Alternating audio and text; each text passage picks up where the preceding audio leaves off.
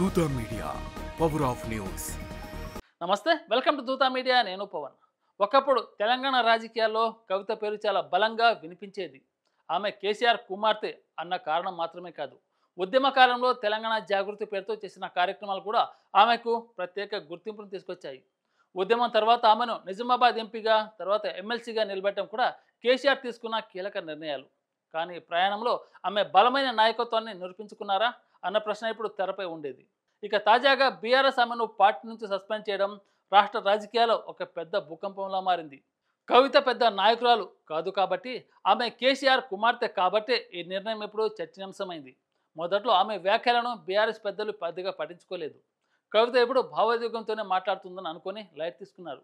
కానీ ఈసారి ఆమె ఆరోపణలు బాగా దూకుడుగా, నేరుగా పార్టీని కుదిపేలా ఉండడంతో విషయాన్ని అట్టే వదిలేయలేకపోయారు. ముఖ్యంగా కాళేశ్వరం ప్రాజెక్టుపై అవినీతి జరిగిందని కవిత బహిరంగంగా మాట్లాడడం బీఆర్ఎస్ ఇమేజ్ను బలంగా దెబ్బతీసింది. ఇప్పటి వరకు ప్రతిపక్షమే ఆ ఆరోపణలు చేస్తూ ఉండగా, ఇప్పుడు ఆ పార్టీ స్థాపకుడి కూతురే చెప్పడంతో జనంలో వేగంగా వ్యాపించింది. కాళేశ్వరం ప్రాజెక్టు బీఆర్ఎస్ ప్రతిష్టాత్మక ప్రాజెక్టు. దానిపై అవినీతి ఆరోపణలు రావడం అంటే కేసీఆర్ ఇమేజ్కి నేరుగా దెబ్బ తగిలినట్టే. అలాంటి సందర్భంలో ఆలస్యంగా అయినా పార్టీ అధినాయకత్వం వ్యాక్సిన్ తీసుకోవాల్సి వచ్చింది.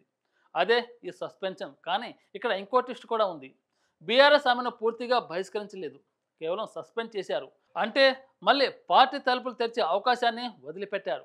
ఇది ఆమె కేసీఆర్ కుమార్తె అన్న బంధానికి ఇచ్చిన ప్రాధాన్యతని విశ్లేషకులు చెబుతున్నారు.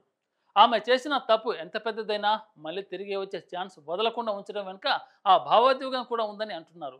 ఇక కవిత భవిష్యత్తు మీద కూడా చర్చ మొదలైంది. ఆమె కాంగ్రెస్లో చేరతారన్న ప్రచారం జోరుగా సాగుతుంది. ఒకవేళ ఆమె కాంగ్రెస్లో చేరితే మంత్రి పదవి ఇవ్వచ్చన్న లెక్కలు కూడా వినిపిస్తున్నాయి. కేసీఆర్ సన్నిహితులు చెబుతున్న దాని ప్రకారం అది జరిగితే రాజకీయంగా మనకే లాభం అన్నట్లు ఆయన వ్యాఖ్యానించినట్టు తెలుస్తుంది. అంటే కేసీఆర్ మైండ్లో కూడా ఇది పొలిటికల్ గేమ్లా కనిపిస్తుందన్నమాట. అయితే రాజకీయాల్లో విడిపోవడం సులభమే, కానీ తిరిగి కలవడం అంత సులువు కాదు. మహారాష్ట్రలో ఠాక్రే బ్రదర్స్ 20 ఏళ్ల తర్వాత కలిసిన సంఘటన మనందరికి తెలిసిందే. ఆంధ్రప్రదేశ్లో వైఎస్ఆర్ ఫ్యామిలీ అన్నా చెల్లెలు ఇప్పటికీ గొడవలు పడుతూనే ఉన్నారు. ఇప్పుడు ఇదే తరహాలో పరిణామాలు బీఆర్ఎస్లో కనిపిస్తున్నాయి.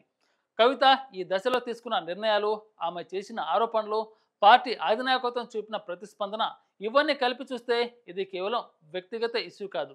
ఇది బీఆర్ఎస్లో క్రమశిక్షణ, అంతర్గత విభేదాలు, భవిష్యత్ పొలిటికల్ లైన్స్ అన్నింటినీ ప్రభావితం చేస్తుంది. ఒకవేళ కవిత వెనక్కి తగ్గకపోతే బీఆర్ఎస్తో ఆమె సంబంధం పూర్తిగా తెగిపోవచ్చు. మరోవైపు కాంగ్రెస్లో అడుగుపెడితే ఆమె కొత్త రాజకీయ ప్రాణం మొదలయ్యే అవకాశం ఉంది.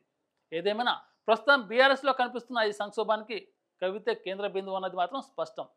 మొత్తం మీద ఈ వ్యవహారం కేసీఆర్ కుటుంబంలోని మొదలైన విభేదాలు పార్టీ స్థాయికి పెరిగిన ఉదాహరణగా చెప్పుకోవాలి. ఇక ఈ రాజకీయ తుఫాన్ ఎటు దారితీస్తుందో, కవిత ఎలాంటి నిర్ణయం తీసుకుంటారో, బీఆర్ఎస్ భవిష్యత్తు ఎలా ఉంటుందో వేచి చూడాలి. For more updates please subscribe దూత మీడియా.